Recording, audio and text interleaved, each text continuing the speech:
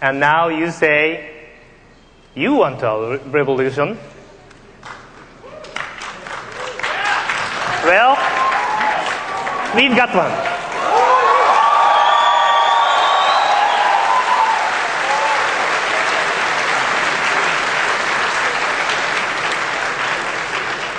Video game consoles, a gateway to worlds, stories, and experiences beyond imagination. It's a journey from humble beginnings of the Atari 2600, where blocky pixels bounce around our screens with a crude charm, to today's ultra-powerful machines like the PlayStation 5 and Xbox Series X, which can render lifelike cities and take us to galaxies far, far away with remarkable realism.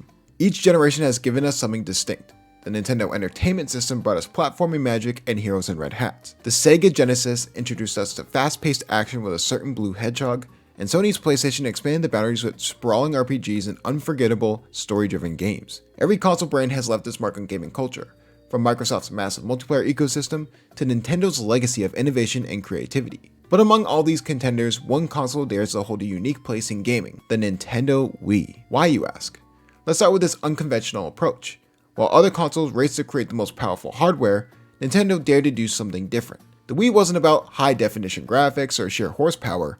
It was about getting players up, moving, and immersed in a whole new way of playing. It brought motion controls to the mainstream, inviting everyone to swing a racket, roll a bowling ball, or even just learn the basics of dance. The simplicity of picking up a Wii remote and just playing, it was a revolutionary approach to gaming accessibility. Wii Sports became a household staple, breaking down barriers between gamers and non-gamers, young and old alike. It didn't matter if you were a hardcore gamer or someone who's never touched a controller before. With the Wii, you could enjoy games instantly, and beyond motion controls, the Wii had an extensive library filled with unique and groundbreaking titles, from the Legend of Zelda Twilight Princess to the endlessly creative Super Mario Galaxy, which used gravity mechanics and whimsical level design to create one of the most memorable platforming experiences ever made. And who could forget the Virtual Console? Nintendo's genius move to give us access to the classic games from consoles past, letting players rediscover or experience for the first time the timeless hits of the NES, SNES, and more. The Wii became more than just a console, it was a love letter to the history of gaming. While other consoles chased graphics, the Wii captured our imaginations and changed how we think about playing. It's a testament to Nintendo's philosophy. Gaming isn't just about visual fidelity, it's about creativity, accessibility, and above all, fun. But how did the Wii come to be? For that, we had to go to the beginning.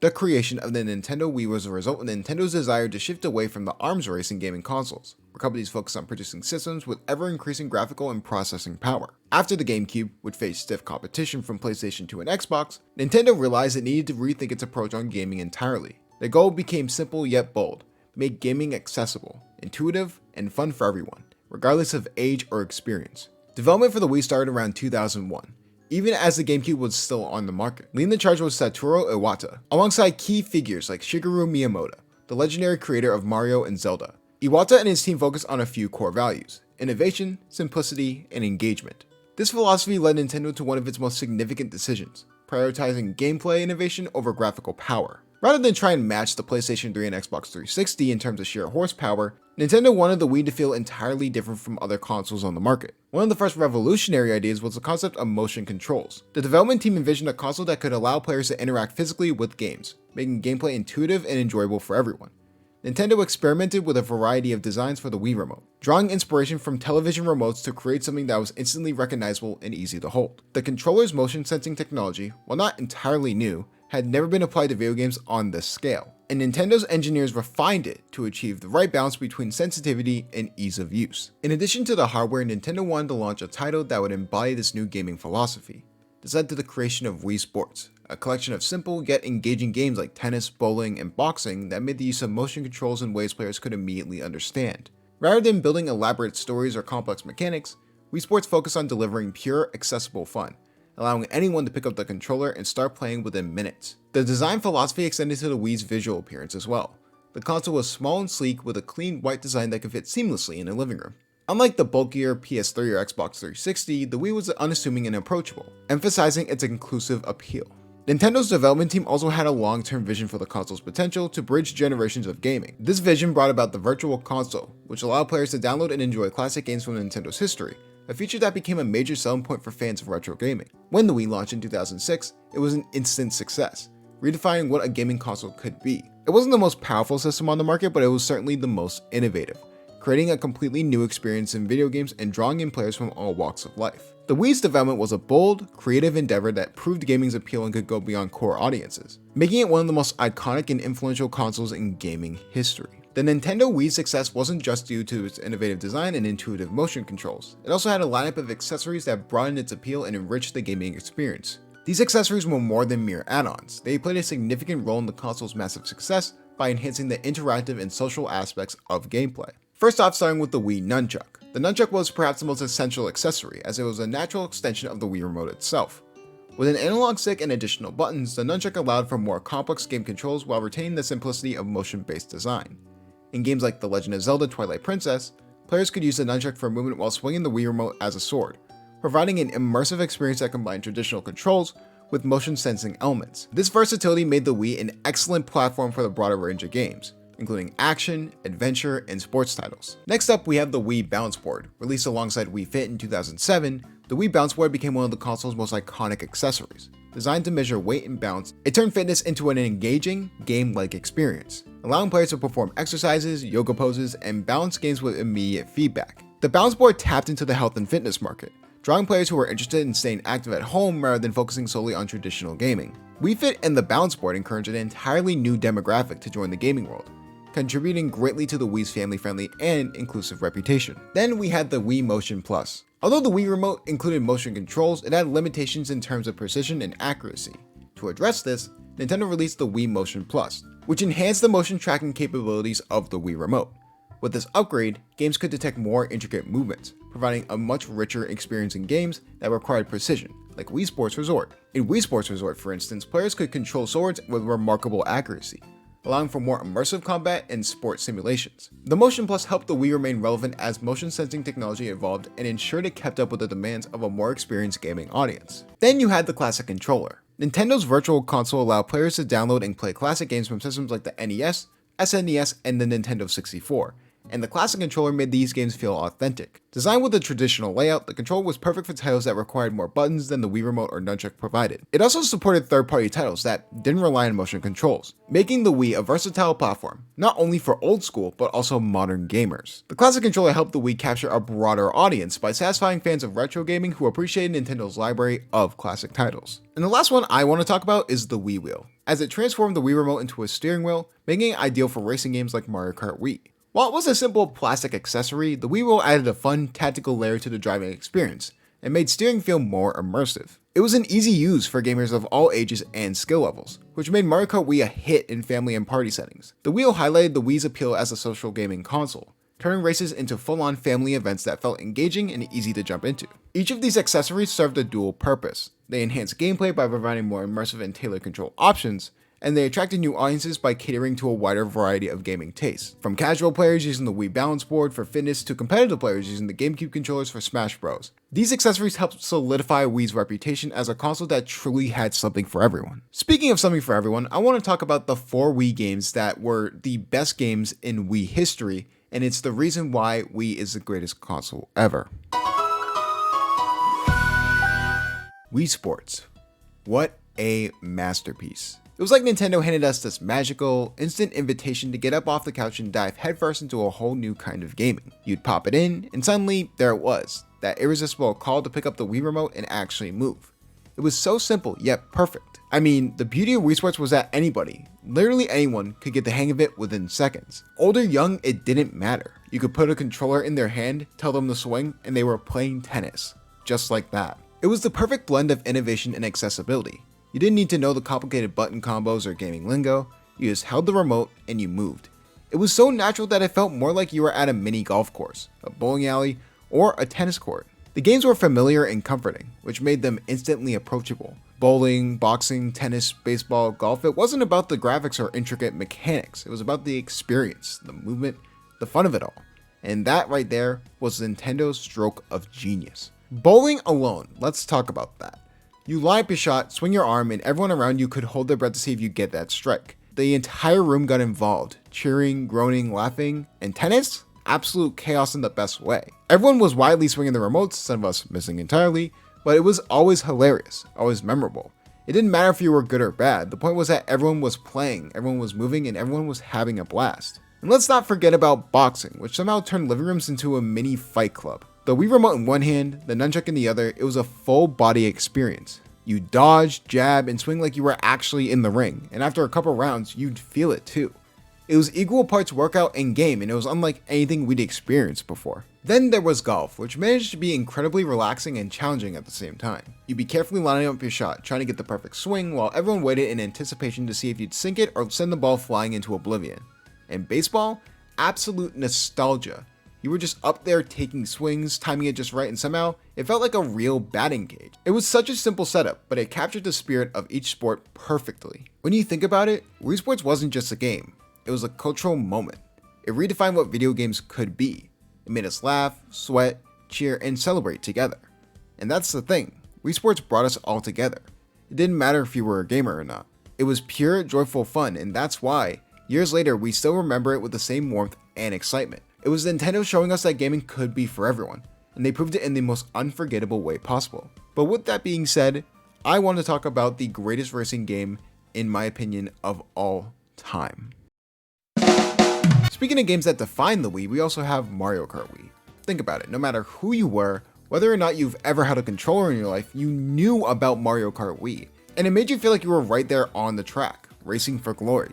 It wasn't just a game, it was a full-on event, and when it came to the Wii, this game was everything that Nintendo wanted the console to be: accessible, thrilling, and packed with moments that you'd be talking about for years. You pick up the Wii wheel, a simple plastic wheel, right? But as soon as you click the Wii remote into it, something magical happened. It felt intuitive, like, hey, I can actually steer like a real car. People who'd never gamed in their life suddenly felt like pro drivers, and for the seasoned players, having the option to switch to the GameCube controller or classic controller was a godsend. But that Wii wheel, man, was just the secret sauce. It didn't matter if you were a kid or someone's grandma.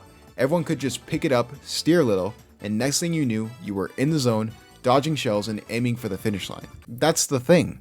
Mario Kart Wii wasn't just a game, it was an experience that captured the best parts of gaming. The thrill, the challenge, the chaos, and most importantly, the community. It's no wonder it's one of the best-selling games of all time. It's one of those rare titles that make you feel like you're part of something bigger. Nintendo managed to create a game that was pure, unfiltered fun, a game that brought people together and kept them playing, laughing, and competing long after the race was over. I could get into more detail about Mario Kart Wii, but I have an entire video on my channel dedicated to why Mario Kart Wii was iconic, so I'm going to link it here and make sure you check it out after the video. Then you had Super Smash Bros. Brawl. That game was iconic. When it hit the Wii, it felt like everything Nintendo had ever done just collided into one incredible, chaotic package. I mean, picture this. You're sitting around with your friends, controller in hand, about to dive into a match with Mario, Link, Kirby, whoever, and you know it's about to go down. There's just something about Brawl that made it feel like more than a game. It was this huge, epic showdown where anything could happen. Right from the start, Brawl just felt big. That open cinematic hit, and suddenly it wasn't just a casual game anymore. We had all the classics, Mario, Pikachu, Donkey Kong, but they threw in Sonic and Snake from Metal Gear Solid, and it was like, wait, they're really doing this? It didn't matter if you grew up playing, they were all here, ready to brawl it out. It felt like this massive celebration of everything we loved about gaming. And the gameplay? It was wild. Nintendo took the classic Smash formula and added final smashes, these superpowered moves that totally changed the game. As soon as that Smash ball floated onto the stage, everyone would drop what they were doing and just race for it, like a life or death situation. I was one of them. And when you managed to grab it and pull off that big move, it was pure magic. You had Mario launching this huge fireball, Sonic going supersonic. It was so over the top, and it felt awesome every single time. The stages were on another level too. You'd be fighting on Halberd, dodging laser beams, or trying to stay on platforms in Big Blue as everything flew by at ridiculous speeds. Every stage had its own vibe, its own challenges, and each match felt like a new adventure. Some were simple, straight up brawling stages, while others had all these insane hazards that threw you off guard. It kept things exciting. You could never really get too comfortable, no matter what map you were on. Then Nintendo gave us this full-blown story mode, which was unheard of for Smash Bros. At the time. Watching all these characters team up, seeing Mario and Kirby on the same screen in a cutscene, or Samus teaming up with Pikachu, it was like watching a dream crossover come to life. Sure, it wasn't the most complex story, but it was huge. In those boss fights, facing off against Ridley or the massive Taboo was intense. It gave us something to dive on our own, a reason to keep playing when our friends went around. And for the hardcore fans, Brawl had so much packed in. Collecting trophies, unlocking every song and every amazing soundtrack, it was like Nintendo had a little bit of nostalgia everywhere. Every time you unlocked something new, it was like a mini celebration of gaming. Plus, they introduced online multiplayer. Sure, it wasn't perfect, but it was the first time you could face off against players from around the world. That was massive, even if you had to work off a little bit of lag. Looking back, Brawl wasn't just another Smash Bros. Game, it was something bigger.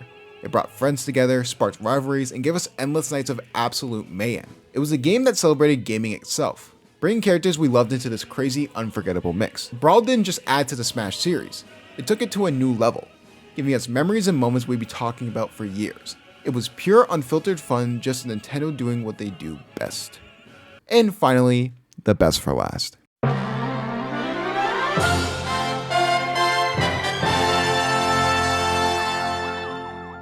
Super Mario Galaxy 2. Now that was hands down the greatest game that we ever made. When it came out, it was like Nintendo had somehow outdone themselves and managed to make a masterpiece even better. Super Mario Galaxy was already refined what a Mario game could be, with its mind-bending gravity mechanics and jaw-dropping visual, but Galaxy 2 took all that and just cranked it up to 11. It was pure platforming magic, the kind of game that makes you remember why you fell in love with gaming in the first place. From the moment you start, the game just puts you into this cosmic adventure that feels massive. It's like Nintendo poured every single ounce of creativity they had into designing these levels. Each galaxy had its own little universe, bursting with color, weird creatures, and unique challenges. You'd be on one planet and then all of a sudden you're catapulted onto the next, flipping around as gravity pulled you in every direction. You never knew what was coming, and that sense of surprise was part of the magic. Every galaxy had something wild going on, whether it's hopping between planets, swimming through water worlds, or even just running up walls like it was no big deal. And then there were the power-ups. Nintendo threw in some of the most creative ones in the Mario series. They were a blast. The Cloud Flower? Absolute genius. It lets you create platforms out of clouds and suddenly you're floating through the level, making your own way forward. Then there was Rock Mario, where you roll up Mario into this boulder, smashing through enemies and obstacles. Each new power-up completely changed the way you tackle levels, keeping things fresh and adding this layer of strategy to the classic Mario formula. Bringing Yoshi into the game was one of the best moves Nintendo could have made. He wasn't just there for the nostalgia factor either. He had all these new abilities that made him an essential part of the adventure.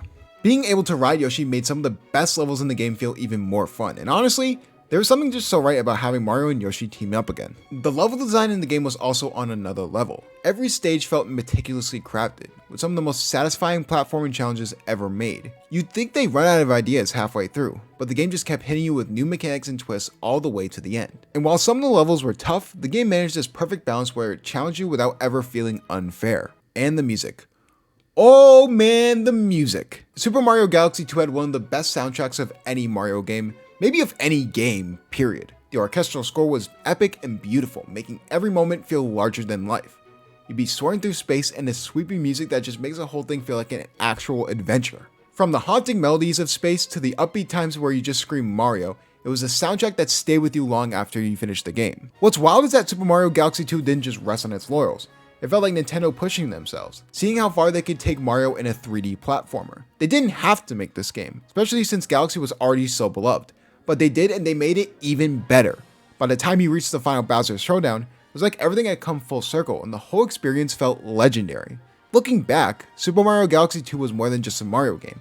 It was the peak of what the Wii could offer. It's the kind of game that makes you want to replay it, just to experience every moment all over again. It's the greatest game the Wii ever made, because it wasn't about reinventing Mario, it was about perfecting what we already loved. It's a game that still stands as a reminder of how much creativity, fun and magic Nintendo can pack into a single title. And there you have it, Mario Kart Wii, Wii Sports, Super Smash Bros. Brawl, and Super Mario Galaxy 2. Each one of these games was like lightning in a bottle, a once-in-a-generation kind of magic that transformed the Wii into more than just a console. It became a gathering point. The spark made people look at games in a whole new direction. There was Twilight Princess, Donkey Kong Country Returns, Metroid Prime 3, and so many others that pushed the boundaries and redefined what games could be. The Wii wasn't just a console with a handful of great games. It was a platform for innovation, for fun, for everyone. What's so wild to think about is that the Wii was released in an era where controllers were settled into the standard form dual sticks, buttons, and triggers. That was it. The other consoles just kept perfecting that setup, chasing better graphics, more realistic physics, more powerful processors. And then there was Nintendo over here like, what if we threw out the rulebook? What if we handed players a remote control and just let them move? It was completely out of left field, so bizarre at first glance. People laughed. They doubted until they actually played it. They didn't just change the controller, they changed how we played, making it something you felt in your whole body. Suddenly, you weren't just pressing buttons, you were steering in Mario Kart, swinging in Wii Sports, aiming and smashing in Brawl, and flying through galaxies in Super Mario Galaxy. They took risks, they got creative, and somehow they made it all work. It was this blend of simple ideas and wild execution that came together like a perfect storm. The Wii didn't just play games, it got people playing together. It brought families to the living room, friends to tournaments, and even grandparents to the bowling lanes. It was a console that connected people and broke down the walls and said anyone can play. And Nintendo, they didn't just hit it out of the park. They set a new standard for what gaming could be. It was innovative, memorable, and above all, fun. The kind of fun that sticks with you. That when you look back and think, yeah, that was something special. There are thousands upon thousands of gamers who are still using Wii content to this day and basing it from Wii games. Even in games like Super Mario Sluggers, like they're doing just the most random games because the Wii for its time was the most innovative console of all time. And as a result, we have these things like virtual reality now that are really good in game changers for the overall gaming community. And it started all the way back in 2006 with the Wii. And in my opinion, the Wii is the greatest console to ever exist. But let me know your opinions on it. I've just been thinking about this all the time, and people always bring up like, oh, the PS2 or the Xbox 360. This, for if you consider everything and also the amount of just iconic games that came on the Wii, easily, but no doubt, no thought in my mind, it's easily the best console of all time. But let me know your opinion below if you have a different opinion on why you think it is, but I'm gonna just say you're wrong. But anyways, hopefully you guys did enjoy this video. Make sure you like, comment, and subscribe for future notifications, and I will see you guys next time. Peace.